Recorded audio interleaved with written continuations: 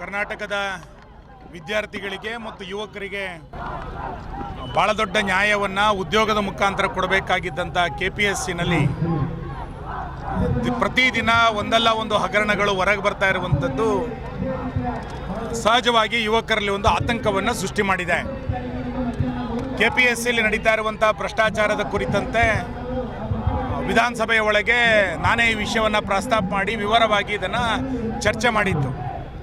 ಇವತ್ತು KPSC ಅಧ್ಯಕ್ಷರೇ ಇದರಲ್ಲಿ ಭಾಗಿಗಳಾಗಿದ್ದಾರೆ. ನೇಮಕಾತಿಯಲ್ಲಿ ಕೋಟಿಗಟ್ಟಲೆ ಹಣವನ್ನು ತೆಗೆದುಕೊಂಡಿದ್ದಾರೆ ಎನ್ನುವಂಥದ್ದು ಇವತ್ತು ಧ್ವನಿಮುದ್ರಿಕೆಯ ಮುಖಾಂತರ ಗೊತ್ತಾಗ್ತಾ ಇರುವಂಥದ್ದು ಆತಂಕದ ಸಂಗತಿ.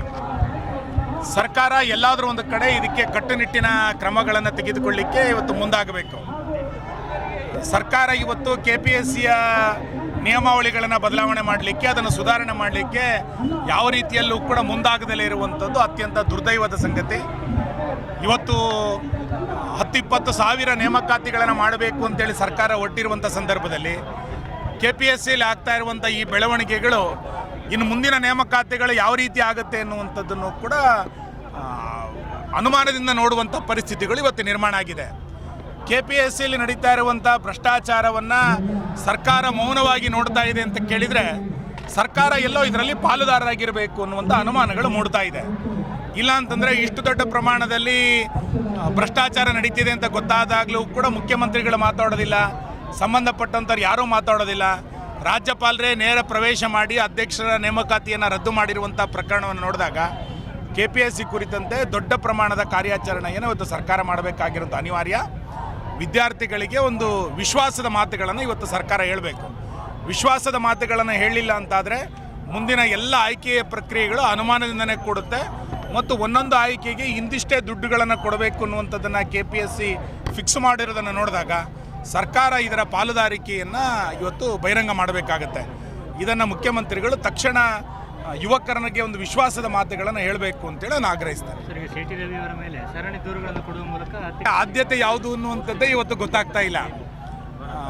ಇವತ್ತು ಗೃಹ ಇಲಾಖೆಯ ಜವಾಬ್ದಾರಿಯನ್ನು ಹೊಸಬ್ರು ತೆಗೆದುಕೊಂಡ ನಂತರ ಯಾವುದು ಗೃಹ ಇಲಾಖೆಗೆ ಆದ್ಯತೆ ಎನ್ನುವಂಥದ್ದನ್ನು ಇವತ್ತು ಸರ್ಕಾರ ಸ್ಪಷ್ಟಪಡಿಸಬೇಕು.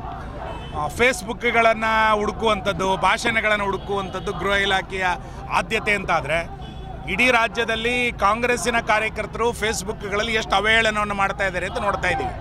ಅದರ ಬಗ್ಗೆ ಯಾವುದೇ ಕ್ರಮಗಳನ್ನು ಕೈಗೊಳ್ಳಲಿಕ್ಕೆ ಸರ್ಕಾರ ಮುಂದಾಗದೆ ಕೇವಲ BJPಯನ್ನು ಟಾರ್ಗೆಟ್ ಮಾಡುವಂಥ, ಹಿಂದೂ ಸಂಘಟನೆಗಳನ್ನು ಟಾರ್ಗೆಟ್ ಮಾಡುವಂಥ ಕಾರ್ಯವನ್ನು ಗೃಹ ಇಲಾಖೆ ಮಾಡ್ತಾ ಇದೆ. ಇದು ಸರಿಯಲ್ಲ. ಅಭಿವ್ಯಕ್ತಿ ಸ್ವಾತಂತ್ರ್ಯ ಅನ್ನುವಂಥದ್ದು ಎಲ್ಲ ಕಡೆ ಇದ್ದೇ ಇದೆ. ಯಾರು ಪ್ರಚೋದನೆಯನ್ನು ಕೊಡ್ತಾ ಇದ್ದಾರೆ ಅಂಥವ್ರ ಮೇಲೆ ಕ್ರಮ ತಗೊಳ್ಳಿ. ಇವತ್ತು ಇಷ್ಟು ದೊಡ್ಡ ಪ್ರಮಾಣದಲ್ಲಿ ದರೋಡೆಗಳು ನಡೀತಾ ಇದೆ, ಕೊಲೆಗಳು ನಡೀತಾ ಇದೆ, ಪೊಲೀಸರ ಮೇಲೆ ಹಲ್ಲೆಗಳು ನಡೀತಾ ಇದೆ, ಪೊಲೀಸರೇ ಭ್ರಷ್ಟಾಚಾರದಲ್ಲಿ ತೊಡಗಿದ್ದಾರೆ. ಇದ್ಯಾವುದರ ಬಗ್ಗೆಯೂ ಕೂಡ ರಿವ್ಯೂವನ್ನು ಗೃಹ ಇಲಾಖೆಯವರು ಮಾಡೋದಿಲ್ಲ. ಕೇವಲ ಫೇಸ್ಬುಕ್ಗಳನ್ನು ನೋಡುವಂಥ ಪ್ರವೃತ್ತಿ ಇದು ಗೃಹ ಇಲಾಖೆಗೆ ಬಂದಿದೆ. ಗೃಹ ಇಲಾಖೆಯ ಆದ್ಯತೆಯನ್ನೇ ಇವತ್ತು ಪ್ರಶ್ನೆ ಮಾಡುವಂಥ ಪರಿಸ್ಥಿತಿ ಇವತ್ತು ಕರ್ನಾಟಕದಲ್ಲಿ ನಿರ್ಮಾಣ ಆಗಿದೆ. ಲೋಕಸಭೆ ಅಧಿವೇಶನ ಹೋಗ್ತಾ ಇರುವ ರೀತಿ ನೋಡಿದರೆ ಏನು ಅನ್ನಿಸ್ತದೆ? ನಾನೀಗಾಗಲೇ ಅದನ್ನು ಹೇಳಿದ್ದೇನೆ. ಕಾಂಗ್ರೆಸ್ಸಿಗೆ ಪ್ರಜಾಪ್ರಭುತ್ವದ ವ್ಯವಸ್ಥೆಯ ಮೇಲೆ ನಂಬಿಕೆ ಇಲ್ಲ, ಸಂವಿಧಾನದ ಮೇಲೆ ವ್ಯವಸ್ಥೆಯ ಮೇಲೆ ನಂಬಿಕೆ ಇಲ್ಲ, ಕಾನೂನಿನ ಮೇಲೆ ನಂಬಿಕೆ ಇಲ್ಲ, ಲೋಕಸಭೆಯಲ್ಲಿ ಆಗುವಂಥ ಚರ್ಚೆಗಳ ಮೇಲೆ ನಂಬಿಕೆ ಇಲ್ಲ. ಚರ್ಚೆಯಲ್ಲಿ ಪಾಲ್ಗೊಂಡ್ರೆ ಪರಿಹಾರ ಸಿಗ್ಬೋದು, ಚರ್ಚೆಯಲ್ಲಿ ಪಾಲ್ಗೊಳ್ಳೋದಿಲ್ಲ, ನಾನು ಚಳುವಳಿಯನ್ನು ಮಾಡ್ತೀನಿ ಅಂತಾದರೆ ಕಾಂಗ್ರೆಸ್ ಮುಂದಿನ 50 ವರ್ಷಗಳ ಕಾಲ ಚಳುವಳಿಯನ್ನೇ ಮಾಡ್ಕೊಂಡಿರ್ಬೇಕು. ಬಿಟ್ಟರೆ ಕಾನೂನನ್ನು ರೂಪಿಸುವಂಥ ಜಾಗದಲ್ಲಿ ನಾವೇ ಇರ್ತೇವೆ. ದೇಶಕ್ಕೆ ಬೇಕಾದಂಥ ಒಳ್ಳೊಳ್ಳೆಯ ಕಾನೂನುಗಳನ್ನು ನಾವು ರೂಪಿಸ್ತೇವೆ. ನೆಕ್ಸ್ಟ್ E20 ಅಂತ ಹೇಳ್ತಾ ಇದ್ದಾರೆ, ಅದರ ಬಗ್ಗೆ ನಮ್ಮ ಹೋರಾಟ ಅಲ್ಲ, ಯಾವುದೋ ಬೇಡಿಕೆಗಳನ್ನು ಇಟ್ಟುಕೊಂಡು ನಿಜವಾಗಿ ಚರ್ಚೆಗಳನ್ನು ಮಾಡೋದಾದರೆ ಕೇಂದ್ರ ಸರ್ಕಾರ ಎಲ್ಲದಕ್ಕೂ ಸಿದ್ಧ ಇದೆ. ಚಳುವಳಿ ಹೆಸರಿನಲ್ಲಿ ಅರಾಜಕತೆಯನ್ನು ಸೃಷ್ಟಿ ಮಾಡೋದನ್ನು ಭಾರತೀಯರು ಒಪ್ಪೋದಿಲ್ಲ. ಸೈನಿಕರ ಮೇಲೆ ಕಲ್ಲು ತೂರಾಟವನ್ನು ಚಳುವಳಿ ಅಂತ ಹೇಳಲಿಕ್ಕೆ ಸಾಧ್ಯ ಇಲ್ಲ. ಪೊಲೀಸರ ಮೇಲೆ ಹಲ್ಲೆಯನ್ನು ಚಳುವಳಿ ಅಂತ ಹೇಳಲಿಕ್ಕೆ ಸಾಧ್ಯ ಇಲ್ಲ. ಇಂಥ ಚಳುವಳಿಗಳು ಮುಂದುವರೆದ್ರೆ ಕೇಂದ್ರ ಸರ್ಕಾರ ಯಾವ ಕ್ರಮಗಳನ್ನು ತೆಗೆದುಕೊಳ್ಳಬೇಕು ಅಂತೇಳಿ ಕೇಂದ್ರ ಸರ್ಕಾರ ಯೋಚನೆ ಮಾಡಿದೆ. ಬಿಡದಿ ಆಯ್ತು, ಈಗ ಬಿತ್ತಳಿತ ಆಸ್ತಿ ಮೇಲೆ ಸರ್ಕಾರ ಕಣ್ಣಾಕಿರುವಂಥದ್ದು ಏನು ಮಾಹಿತಿ ಇಲ್ಲ ಸರ್. ಇದು ನೋಡೋಣ. ಖರ್ಗೆ ಮಾತಾಡಿದಾರಂತೆ ಪಡಿತರ ಅಕ್ಕಿ ಕಾಳದಂಡೆ. ಅಲ್ಲ, ಖರ್ಗೆ ಅವರು ಯಾವುದೋ ವೈಯಕ್ತಿಕವಾಗಿ ತನ್ನ ಕ್ಷೇತ್ರದ ಬಗ್ಗೆ ಮಾತಾಡಲಿಕ್ಕೆ ಅವ್ರನ್ನ ಮಂತ್ರಿ ಮಾಡಿ ಕೂರಿಸಿಲ್ಲ. ತನ್ನ ವೈಯಕ್ತಿಕ ತನ್ನ ವಿಧಾನಸಭಾ ಕ್ಷೇತ್ರದಲ್ಲಿ ಏನಾಗಿದೆ ಅನ್ನೋದು ನೋಡ್ಕೊಳ್ಳಿಕ್ಕೆ ತುಂಬ ಜನ ಇದ್ದಾರೆ. ಇವತ್ತು ಕಾಳಸಂತೆಯಲ್ಲಿ ಅಕ್ಕಿ ಮಾರಾಟ ಯಾವ ರೀತಿ ಆಗಿದೆ ಅನ್ನುವಂಥದ್ದನ್ನು ಕಮಿಷನರು ಈಗಾಗಲೇ ಪತ್ರ ಮುಖೇನ ವರದಿಯನ್ನು ಕೊಟ್ಟಿದ್ದಾರೆ. ಕಮಿಷನರ್ ಸೆಕ್ರೆಟರಿ ಬರೆದಿರುವಂಥ ಪತ್ರಗಳನ್ನು ಕೆಳ ಹಂತದ ಅಧಿಕಾರಿಗಳು ನೋಡಲೇ ಇಲ್ಲ. ಇಂತಿಷ್ಟೇ ಅಕೌಂಟ್ಗಳಲ್ಲಿ ಅಕ್ರಮವಾಗಿ ಪಡಿತರ ವಿತರಣೆ ಆಗ್ತಾ ಇದೆ ಅನ್ನೋದನ್ನು ಸರ್ಕಾರಿ ದಾಖಲೆಗಳಲ್ಲಿ ಹೇಳಿದರೂ ಕೂಡ ಕ್ರಮಗಳನ್ನು ಇವತ್ತು ತೆಗೆದುಕೊಂಡಿಲ್ಲ. ಯಾವುದೋ ತನ್ನ ಕ್ಷೇತ್ರದಲ್ಲಿ ಆಗಿರೋದ್ರ ಬಗ್ಗೆ ನಾವೇನು ಅದನ್ನು ಸಮರ್ಥನೆ ಮಾಡ್ಕೊಳ್ಳೋದಿಲ್ಲ. ನಮ್ಗೆ ಅದ್ರ ಬಗ್ಗೆ ಪೂರ್ಣ ಮಾಹಿತಿಗಳು ಹೊರಗೆ ಬರಲಿ. ರಾಜ್ಯದಲ್ಲಿ ನಿರ್ಮಾಣ ಆಗಿರುವಂಥ ಬರ ಅಧ್ಯಯನದ ಕುರಿತಂತೆ ಈಗಾಗಲೇ ಪ್ರವಾಸಗಳು ಪ್ರಾರಂಭ ಆಗಿದೆ. ನಾನು ಮತ್ತು ಜ್ಞಾನೇಂದ್ರ ಇರುವಂಥ ತಂಡದ ಪ್ರವಾಸ ನಾಳೆ ನಾವು ಹಾಸನ, ಚಿಕ್ಕಮಗಳೂರು, ಶೃಂಗೇರಿನಲ್ಲಿ ನಾಳೆ ಪ್ರವಾಸವನ್ನು ಮಾಡ್ತಾ ಇದ್ದೀವಿ. ಸೆಂಟ್ರಲಿ ಪತ್ರ ಬರೆದು ಸುಮ್ಮನೆ ಕೂತ್ಕೋತಾರೆ ಅಂತ ಅನಿಸ್ತದೆ ರಾಜ್ಯ ಸರ್ಕಾರ, ಹೇಗೆ? ನೀವು ರಾಜ್ಯ ಸರ್ಕಾರ ಕಳೆದ 3 ವರ್ಷಗಳಲ್ಲಿ ಪ್ರಾಕೃತಿಕ ವಿಕೋಪಕ್ಕೆ ಎಷ್ಟು ಅನುದಾನವನ್ನು ಕೊಟ್ಟಿದೆ? ಉಡುಪಿ ಜಿಲ್ಲೆಯಲ್ಲಿ 2023 ನಂತರ ಪ್ರಾಕೃತಿಕ ವಿಕೋಪಗಳಾದಾಗ ಸ್ವತಃ ಜಿಲ್ಲಾಧಿಕಾರಿಗಳೇ ವರದಿಯನ್ನು ರಾಜ್ಯ ಸರ್ಕಾರಕ್ಕೆ ಕೊಟ್ಟಿದ್ದರು. ಇಷ್ಟು ದೊಡ್ಡ ಪ್ರಮಾಣದಲ್ಲಿ ವರದಿಯನ್ನು ಕೊಟ್ಟು ಬೇರೆ ಬೇರೆ ಇಲಾಖೆಯಲ್ಲಿ ಡ್ಯಾಮೇಜ್ಗಳಾಗಿದೆ ಅಂತೇಳಿ ಉಡುಪಿ ಮಂಗಳೂರಿನ DC ಅವರು ಪತ್ರ ಬರೆದಿದ್ದರೂ ಕೂಡ ₹1 ಅನುದಾನವನ್ನು ಪ್ರಾಕೃತಿಕ ವಿಕೋಪಕ್ಕೆ ಕಳೆದ 3 ವರ್ಷಗಳಲ್ಲಿ ಕೊಡಲಿಲ್ಲ. ಈ ಬರಗಾಲಕ್ಕೆ ಕೇಂದ್ರ ಸರ್ಕಾರವನ್ನು ನೋಡ್ತಾ ಕೂತ್ಕೊಂಡ್ರೆ ಅದಕ್ಕೆ ಅರ್ಥ ಇಲ್ಲ. ನಿಮಗೆ ಬೆಂಗಳೂರಿನಲ್ಲಿ ಸುರಂಗ ಮಾರ್ಗ ತೋಡಲಿಕ್ಕೆ ದುಡ್ಡು ಬರುತ್ತೆ, ಬಿಡದಿನಲ್ಲಿ ಟೌನ್ಶಿಪ್ ಮಾಡಲಿಕ್ಕೆ ನೀವು ಹಣವನ್ನು ಕ್ರೋಢೀಕರಿಸ್ತೀರಿ. 30,000 ಕೋಟಿ ರೂಪಾಯಿ ವೆಚ್ಚದಲ್ಲಿ ಕಸ ವಿಲೇವಾರಿ ಮಾಡಬೇಕಾದ್ರೆ ನೀವು ಕೇಂದ್ರ ಸರ್ಕಾರ ನೋಡೋದಿಲ್ಲ. ಬರ ಬಂದಾಗ ಕೇಂದ್ರ ಸರ್ಕಾರವನ್ನು ನೋಡ್ತೀರಿ ಅಂತಾದರೆ ಎಲ್ಲಿ ತನಗೆ ಆದಾಯ ಬರುತ್ತೋ ಅದನ್ನು ಕೇಂದ್ರ ಸರ್ಕಾರದ ಕಡೆ ನೋಡದೆ ನೀವೇ ಅದನ್ನು ಭಾಳ ಚೆನ್ನಾಗಿ ಮಾಡಬೇಕು ಅಂತ ಹೊರಡ್ತೀರಿ. ಈಗ ಬರ ಬಂದಾಗ ಕೇಂದ್ರ ಸರ್ಕಾರದ ಕಡೆ ನೋಡ್ತೀರಿ. ಕೇಂದ್ರ ಸರ್ಕಾರ ಏನು ಯಾವತ್ತೂ ಕೈ ಕೊಟ್ಟು ಕೂತ್ಕೊಳ್ಳೋದಿಲ್ಲ. ಯಾವ ರಾಜ್ಯದಲ್ಲಿ ಬರ ಬಂದಿದೆಯೋ ಅಲ್ಲಿಗೆ ಅಧ್ಯಯನ ತಂಡವನ್ನು ಕಳಿಸ್ತಾರೆ. ಮಾನದಂಡಗಳ ಪ್ರಕಾರ ಖಂಡಿತ ಅದಕ್ಕೆ ಅನುದಾನಗಳನ್ನು ಕೇಂದ್ರ ಸರ್ಕಾರ ಕೊಟ್ಟೆ ಕೊಡುತ್ತೆ. ನಮ್ಮ ದೇಶದ ಒಂದು ವ್ಯವಸ್ಥೆಯ ವಿರುದ್ಧ ಈ ದೇಶದ ಆಡಳಿತ ಚುಕ್ಕಾಣಿ ಹಿಡಿದಿರುವಂತಹ ನಮ್ಮ ದೇಶದ ಪ್ರಧಾನಿ ರಾಜೀನಾಮೆ ಕೊಡಬೇಕು. ಅದಕ್ಕೆ ಬೆಂಬಲವಾಗಿ ದೇಶದ ಅನ್ಯಾನ್ಯ ಪಾರ್ಟಿಗಳು ಕಾಂಗ್ರೆಸ್ ಅನ್ನು ಸೇರಿಕೊಂಡು ಎಲ್ಲ ಘೋಷಣೆಯನ್ನು ಕೂಗಿಕೊಂಡು ದೆಹಲಿಯಲ್ಲಿ ಅರಾಜಕತೆಯನ್ನುಂಟು ಮಾಡಿದ್ರು. ಹಿಂಸಾಚಾರಗಳು ನಡೆದು ದೇಶಭಕ್ತರಿಗೆಲ್ಲ ಬಹಳ ನೋವಾಗುವಂತಹ ಘಟನೆಯನ್ನು ಬಹಳ ಶಿಸ್ತುಬದ್ಧವಾಗಿ ನಾವೆಲ್ಲರೂ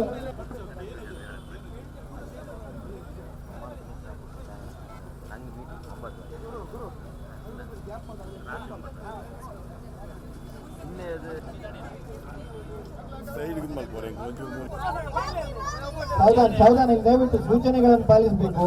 ದಯವಿಟ್ಟು ಈ ವೇದಿಕೆ ಸ್ವಲ್ಪ ಹಿಂದೆ ತೆರಳಬೇಕು.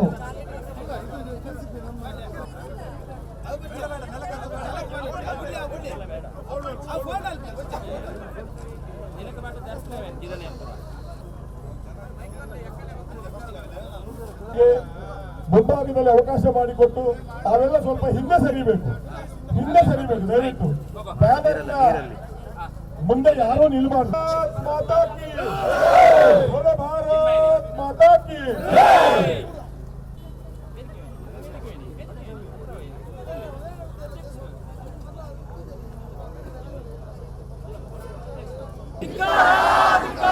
ಜಿರಳೆಯ ಮುಖವಾಡ ತೊಟ್ಟು ದೇಶ ವಿರೋಧಿ ಕೃತಿಗಳಿಗೆ